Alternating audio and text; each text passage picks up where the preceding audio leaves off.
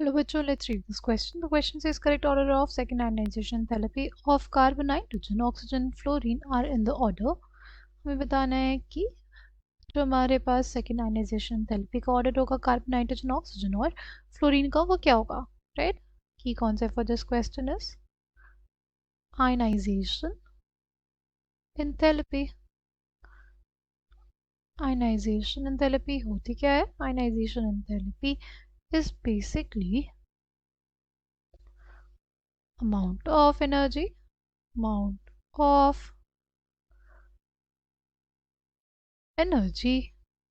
required amount of energy required to remove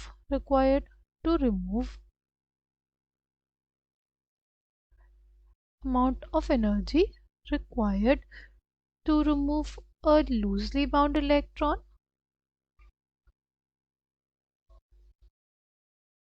from outermost shell of an isolated gaseous atom. From outermost shell of an isolated gaseous atom, किसी भी isolated gaseous atom के outmost shell से किसी loosely bound electron को निकालने के लिए हमें जो एनर्जी देनी पड़ती है उसी को कहते हैं हम लोग क्या? Ionization energy, right? Ionization energy जो है वो हमारे पास डिपेंड करती है किस पे? Ionization energy basically depends on size, right? जितना छोटा साइज होगा उतनी ज़्यादा आयनाइजेशन एंथैल्पी होगी, राइट?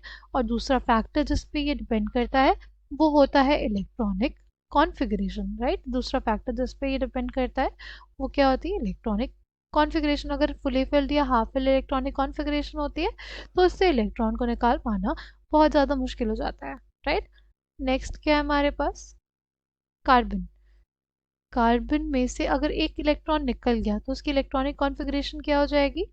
हो जाएगी हीलियम 2s2 2p1, यानी C प्लस अगर होगा, राइट? क्योंकि हमें सेकेंड आयनाइजेशन एंथैल्पी का ऑर्डर बताना है, राइट? फिर अगर हम लोग बात करें O प्लस के लिए, वो क्या हो जाएगा? वो हो जाएगा हीलियम 2s2 2p3, राइट? अगर N प्लस की बात करें वो हो जाएगा हीलियम 2s2 2p2. और F प्लस की अगर बात करें तो हो जाएगा हीलियम 2s2 2p4. देखो यहाँ पे हमारे पास ऑक्सीजन ने अचीव कर ली एक हाफ फिल्ड कॉन्फ़िगरेशन, तो इससे अब इलेक्ट्रॉन को निकालना बहुत ज़्यादा मुश्किल हो जाएगा. और इस पे एक पॉजिटिव चार्ज भी है, राइट? यानी जो इफेक्टिव न्यूक्लियर चार्ज होगा वो बढ़ा होगा, काफ़ी ज़्यादा बढ़ गया होगा. और सिंस हमारे पास हाफ फिल्ड कॉन्फ़िगरेशन भी है तो सबसे ज़्यादा आयनाइजेशन एंथैल्पी, जो सेकेंड आयनाइजेशन एंथैल्पी होगी वो किसकी होगी? ऑक्सीजन की होगी, राइट? ऑक्सीजन के बाद क्या आएगा? सी, ऑक्सीजन के बाद हमारे पास फ्लोरीन आएगा. फ्लोरीन क्यों आएगा? देखो फ्लोरीन का साइज एक तो छोटा होगा, राइट? फ्लोरीन का जो साइज होगा वो क्या होता है? छोटा होता है, राइट? छोटा होने की वजह से इससे इलेक्ट्रॉन को निकालना और ज़्यादा मुश्किल हो जाएगा, राइट? जितना छोटा साइज होता है उतना ज़्यादा आयनाइजेशन एंथैल्पी होती है, राइट? तो इसका छोटा साइज की वजह से और इस पे पॉजिटिव चार्ज की वजह से, राइट, ये जो हमारा एक इलेक्ट्रॉन निकलने के बाद F प्लस बना, राइट, वो उसकी वजह से साइज छोटा हो जाएगा. इफेक्टिव न्यूक्लियर चार्ज अगर तेजी से मतलब न्यूक्लियस से इलेक्ट्रॉन्स को खींचेगा तो साइज छोटा हो जाएगा ना.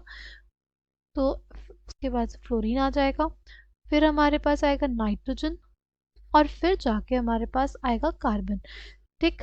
तो ऐसा कहाँ पे दिया हुआ है हमारे पास? ऑप्शन डी में, राइट? क्योंकि नाइट्रोजन कार्बन से बड़ा साइज किसी का नहीं होगा, कार्बन का साइज सबसे बड़ा होगा इन सब में से, राइट? पहले कार्बन का होगा, फिर नाइट्रोजन का होगा, फिर ऑक्सीजन का होगा, फिर फ्लोरीन का होगा.